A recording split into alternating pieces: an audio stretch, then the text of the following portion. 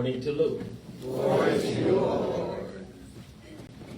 Jesus said to his disciples, a rich man had a steward who was reported to him for squandering his property. He summoned him and said, what is this I hear about you?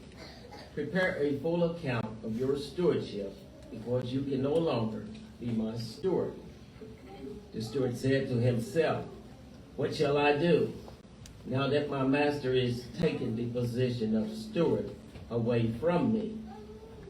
I am not strong enough to dig, and I am ashamed to beg. I know what I shall do. When I am removed from this stewardship, they may welcome me into their homes. He called in his master's debtors one by one. To the first he said, how much do you owe my master?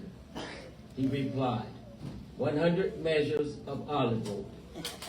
He said to him, here is your promissory note. Sit down and quickly write 1 for 50.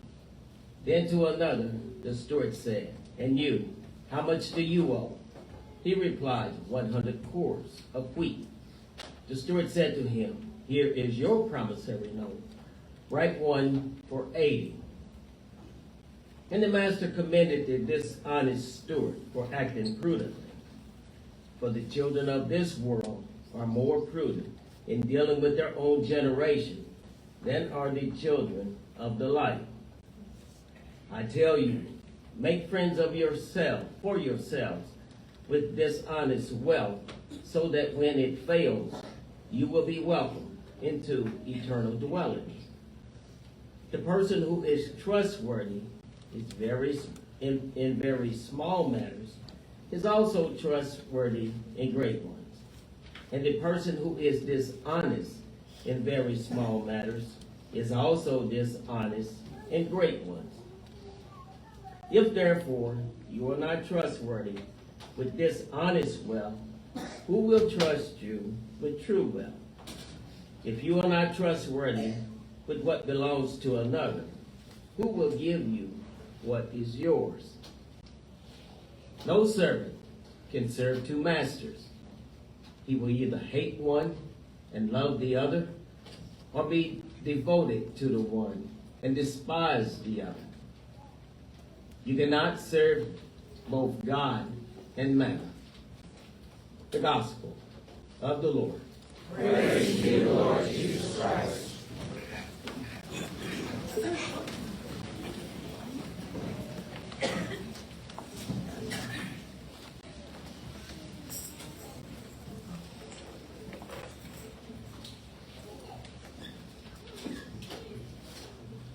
I guess Luke this morning gives us two things to think about. How trustworthy and trusting are we? As parents and grandparents, we have entrusted ourselves to provide for our children and grandchildren. Many of us have been called upon to take or drop off children at school, sporting events, that big dance, their job hopefully, or CCD or CYO. We are carrying out this act of love, and there is some level of anxiety when we drop them off.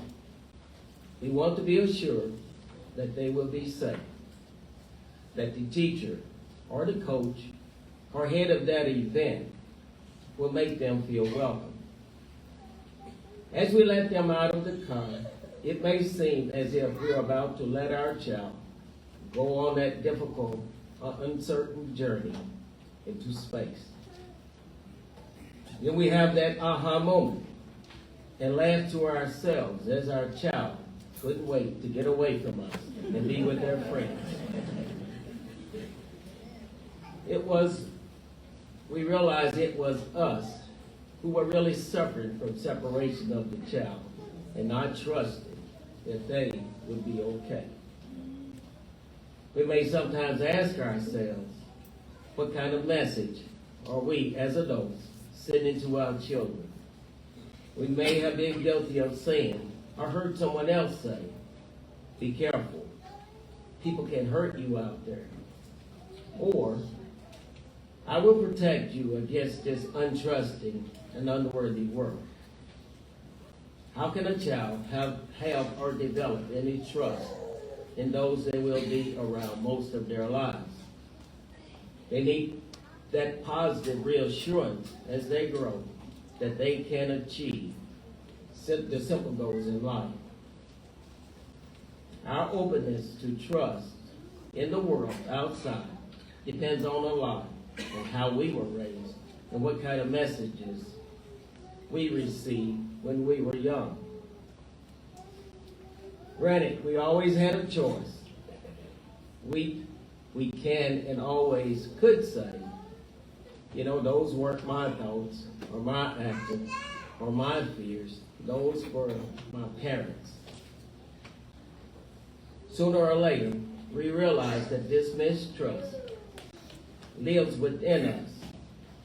But if we aren't careful, it can contaminate our spiritual lives. This could eventually lead to not believing or trusting in God Himself. You see, trust is a way of living. It's no surprise then that today's gospel followers, the last few Sundays' gospel readings, we may remember the gospel passage of the prodigal son and his merciful father, who welcomed him back after being gone and squandering away his fortunes, or the dishonest steward who turned on the persons who owed him a small amount of money and had them put into prison. They were all people who could not be trusted. And when you don't trust, you close yourself off. You only think of yourself. You defend what you have. You hide out of fear.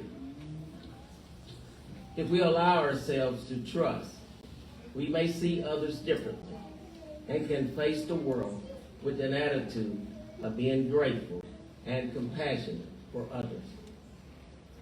This also has nothing to do with us allowing ourselves to feel gullible for trusting. When we trust, we also accept the risk of being disappointed. We should be willing to trust enough to accept the fact that we may need to seek help, sometimes from others. The parable Jesus tells to